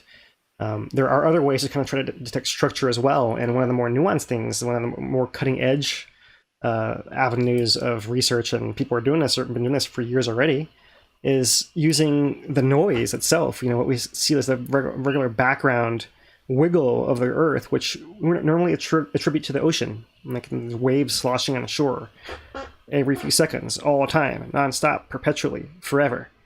It's always there. There's always a constant vibration, a hum that's kind of moving through the Earth because that's happening, right? So in the past, it's always been, how can we filter that out? And now we're getting sensitive enough, and our software is good enough, our computation is good enough, that we can use that as an energy source and then try to map a pathway through the Earth to our receivers from that thing as well. So depending on what kind of seismic scientist you are, you download the data and you do different things with it. Right, so there's all different groups of seismologists doing different kinds of things with different data sets that kind of image this, and it takes a dedicated seismic lab working on this to really dive into the nuts and bolts of all the different aspects of it, right? And so I'm not really at this point qualified to go beyond that, but that's the basics of how it works. All right, I think that basically sums it up. So this question is from YouTube. Has Kilauea gained any height in the last 300 years or so? It seems that there has been a fair few amount of collapses and fill-ins, but has any height been added to this? Let's talk about the summit, because it's easy to say, like, well, Leilani Estates had added to it. Yeah, a bunch of cones and lava flows, but let's talk about the summit, because that's really where I think this question is supposed to be focused on. Right, so if we're gonna go the technical route, then the actual highest point of Kīlauea is the North Caldera edge, kind of right around the Geological Museum with Kahuna. About 1,200 meters, I want to say, 4,000 feet elevation or so. Maybe 4,000, it's more than 4,000, a little over 4,000 anyways. And that area, the surface of the ground there, besides actual gravel from explosions in 1924, and so if that's kind of a few inches, maybe that's not enough to count. The layer below that's solid, lava flows from when there was no caldera. It was all one big lava shield, and that we called that the observatory shield, and that dates back to the era around 1500 or 1600 AD or so. So the answer there is 500 years ish, right? It's more like 400 to 500 years is when it actually gained height last, and right. There's a crack outside of that's beyond that maybe goes back to caldera that's from previous to that, and that's beyond the scope of this answer, right? But that's kind of where we'll take it there. So not in the last 300 years, but the few hundred years before that, right? From we believe that whole eruption, as it's called, and shield building stage of the observatory shield is somewhere in a range of 1420 to 1460 AD, somewhere in there. And so, right. But it's 600 years ago, 500 years ago. Yeah. So Bryce from YouTube asked about the rift zone eruptions and how they interact with groundwater. Like, can you just describe to them what is the interaction that you understand? Right. So, groundwater exists everywhere, and the nature of groundwater, like where it exists, how deep, that varies depending where you are. When you're around the rift zones and caldera, it can actually be like held up by underground dikes that kind of are impermeable and don't drain. So you can have kind of pockets that are kind of floating in water below the kind of deeper groundwater that exists. And that's the one you normally see down at the coastline, is that deeper groundwater level. So it varies quite a bit, but the magma is sitting down at 1 kilometer to 3 kilometers underground. So it's below the groundwater everywhere anyways, right? We do think that there's kind of barriers to the groundwater. The deeper you go, that all the pore space gets clogged by remineralization. So really, the ground is really most porous kind of in that upper section above sea level, more so, right? We don't think it really, it's complicated. We'll have to save that for that whole deep dive, because there are kind of special cases. But in any case, all the eruptions come up through the groundwater, and so it's typical to see at the beginning of an eruption you see cracks opening up. Then the cracks start steaming. That's the first step because that's all the water boiling away. The second step is then you start seeing the SO2 come out of there. And then you know that the magma is rising, and the SO2 is just ahead of the magma, and then the lava will come up and starts spattering out of there. At the right sequence, Dane, you know, we actually saw in Leilani all those cracks start steaming. Then SO2, then, that's typically the sequence. And so it's more about the rate, right? And so every eruption comes up through the water. Why don't they all explode? Well, you might have little explosions here and there. I mean, maybe Fissure 17 might have been an example of like a pocket that was more explosive. That one upper part of that Fissure 17 segment that was, you know, the Buffalo Bill, as it was called, the boom, once in a while, boom. Right? We know that Kapoho Cone, Green Mountain, as it's also called, was built from interactions of the rift zone, presumably with sea level right there by Kapoho, right? And that must have been a really big structure. It's a lot shorter now. It's been dwarfed by it's kind of been buried, not sure how much, by those 2018 flows, but it's actually a much taller thing than you see today. And so those must have been big explosions, possibly from lava erupting underwater, you know, with the ocean rushing in, right?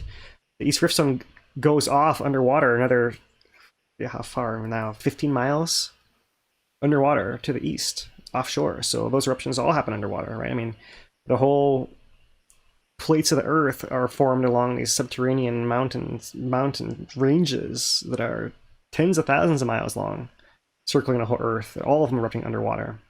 So it's all about, you know, the rate of whether you have an explosion or, you know, what might happen next, right? So I did see a question come up. It's maybe one of the other broadcasts we did about, did we just get lucky with the summit eruption here? You know, the magma came in and it actually just blew it away and it didn't explode.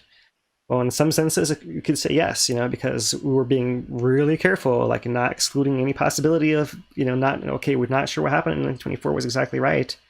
Post 2018, let's just leave open all the possibilities, and at least the USGS was, you know, it seems like it took this attitude, and we're not going to exclude anything to do with explosive eruptions until we're absolutely sure there's not a chance of it happening anymore.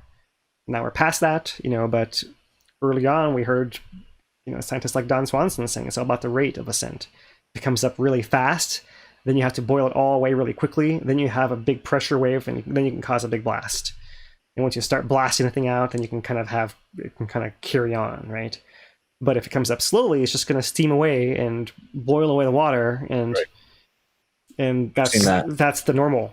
Normal is it just goes through the water, steams it away, boils it away, and it's rare that it actually explodes it, right? So I don't know that if we were lucky, rather than we were not unlucky, right? That's normal what happens, right? So here we got more. It's about the plate tectonics for you. About the North American plate as opposed to the Pacific plate and the earthquakes that have been happening there. Is there anything unusual about that, or maybe you could just talk generally about the plates? Yeah. Most of the plates are moving. The Pacific plate's kind of the winner as far as the speed, right? It's one that's moving the fastest in some areas because it's so big that, and you know, the Earth is a sphere, that not all the parts can move at the same speed, and that doesn't work. It kind of has to have like a rotation center, and like some parts farther away from the point of rotation and move faster than other parts. So it gets really weird. But the North American plate is also moving. It's moving to the northwest. You know, maybe two-thirds of the rate of the Pacific plate. So it's not that much farther behind, you know, it's just a matter of tectonic time, right? You know, it's a matter of when are the earthquakes going to come, there's some randomness to them that, you know, includes a long-term buildup of stress. But also, I mean, I don't know, it's you know, some randomness. It's almost like, you know, like I'm going to deal out a deck of cards and I want to, let's say that every heart's an earthquake or something, right? Like, when are they going to come? Well, I know I'm going to have probably 13 of them by the end of the one deck, but when are they going to come? That I can't tell you. And so as far as the, you know, earthquakes, we know there's going to be a certain amount of earthquakes in a year. in certain areas, but when, which months, that we don't know. And there is research being done to try to figure out those nuances, but the big pattern is that's yet to be proven. There's a lot of small things that can kind of tip the scales once everything is kind of primed and ready to go. In fact, I was just reading about the 2018 eruption, right? That one of the things that they're now saying is that because that 61G flow was constricting and that vent was smaller, that prevented the magma from flowing out fast enough, and that kind of backed up Pu'u'o, which then backed up Halemaumau, which then caused the earthquake to happen and the magma to intrude. And so it's like, it might have been a very small domino, but it actually knocked a bigger one and a bigger one and bigger, and everything else was actually by that point lined up to go. And so it actually ended up being just the fact that 61G just shrunk in size. That was the actual hair trigger that knocked off, everything else, in fact. So, and how many other times did that happen without that being the effect, right? So it's fascinating. Last question we got for you is very similar to the answer to what you just said, the hair trigger, right? And it's talking about the effect of solar events, space weather, let's just say, and those impacts upon the volcano. Yeah, this is something that it's come up again and again, and maybe at some point in the future when there's an eruption happening, we can go into more detail as well. Or if this goes on long enough, we can circle back to it, because it's interesting to think back to Jagger was charting all the solar activity and trying to relate all the lava lake activity to solar events, solar minima, and everything else. And so you can kind of go into a deep dive there, and it's not really seen today as he was very successful in that. But we can kind of go back and look and see what he was trying to do there, and go into more detail there. We do know from today, for sure that there are electrical disturbances that occur associated with earthquakes. Right, that we know. Right. Sometimes to the effect of people see lights, flashing lights, or like electrical discharges that are associated with earthquakes. So like that happens. And so if you have a possible transfer of electricity to a system that's charged at that point already, then why couldn't you trigger it with a solar event, right? But it has to be ready to go already. It has to have gotten to the point of building up over that series of however many years or months or whatever the rate is of the plate in that particular part of the rifts, part of the continental subduction or whatever you have, that's where it comes in. There's also some weird, anomalies with just correlations and statistics, just, when these things happen, because the one of the strongest correlations that I've seen that's just funny to me recently was just how often Kīlauea erupts on weekends and at night, right? Those stats are like, it really likes weekends for some reason. And also May, it seems to like weekends and at night. So I don't know, it's months in there, and it's kind of the data set doesn't go back far enough to be able to weed out those kind of anomalies, but it's just funny that those are in the modern era when we've been watching. That's kind of the trend. It's interesting, yeah, and I also wonder how much perception bias we put into it, because it's always like, oh, it's at night, oh, it's the weekend again, it's I was supposed to, So I actually have got a calendar, and you do have eruptions every single month, almost every day. Like there's more than you'd think. It's kind of which ones stick out in your mind, right? It kind of like, I don't know. I looked at the clock and it's 11:11 again, right? I don't know. All right. Well, that kind of does it for me on my end with the questions. Appreciate everybody. Appreciate the long presentation today. And, if you like this kind of content, visit hawaiitracker.com. Keep a update going through there. And also Hawaii Tracker, the group on Facebook, right? That's where we kind of came from, up and through. So, yeah, thanks for joining us tonight. And until next time, thank you, Phil. Yeah. Thank you, Dane. Yeah, so for Dane DuPont, I'm Philip Ong. Aloha, you guys.